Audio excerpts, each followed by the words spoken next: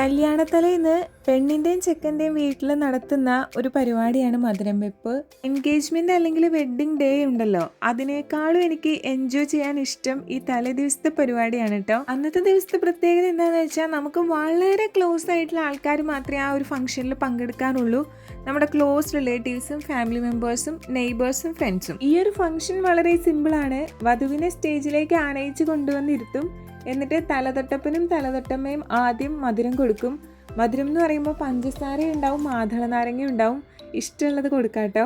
അങ്ങനെ മധുരം കൊടുത്തതിന് ശേഷം പിന്നീട് വധുവിൻ്റെ കുറച്ച് വിശേഷങ്ങളൊക്കെ പങ്കുവയ്ക്കും. വധുവിനെ കുറിച്ച് നമുക്ക് വേണമെങ്കിൽ എന്തെങ്കിലുമൊക്കെ സംസാരിക്കാം. പിന്നെ വന്നിട്ടുള്ള എല്ലാവർക്കും വധുവിന് മധുരം കൊടുക്കാം. ഈ മധുരം കൊടുക്കൽ ചടങ്ങുകൊണ്ട് ഉദ്ദേശിക്കുന്നത് ഇനി വധുവും വരനും തുടങ്ങാനിരിക്കുന്ന കുടുംബജീവിതം നല്ല മധുരപൂർണ്ണമാവുക എന്നൊരു ലക്ഷ്യത്തോടെയാണ് ഈ ഒരു ചടങ്ങ് നടത്തുന്നത്. പിന്നെ വന്നിരിക്കുന്ന എല്ലാവരുടെ ബ്ലെസ്സിങ്ങും വധുവിനും വരനും കിട്ടും. അപ്പോൾ വധുവിൻ്റെ വീട്ടിലാണെങ്കിൽ നോർമലി വധു മാത്രമാണ് ഉണ്ടാവാറുള്ളത്. ചില സ്ഥലങ്ങളിൽ വരനും വരാറുണ്ട്. അങ്ങനെ ഫുഡും DJ പരിപാടിയൊക്കെ കഴിഞ്ഞ് അന്നത്തെ ദിവസം കഴിഞ്ഞ് ഇത് എൻഗേജ്മെൻറ്റ് ഡേ ആണ്.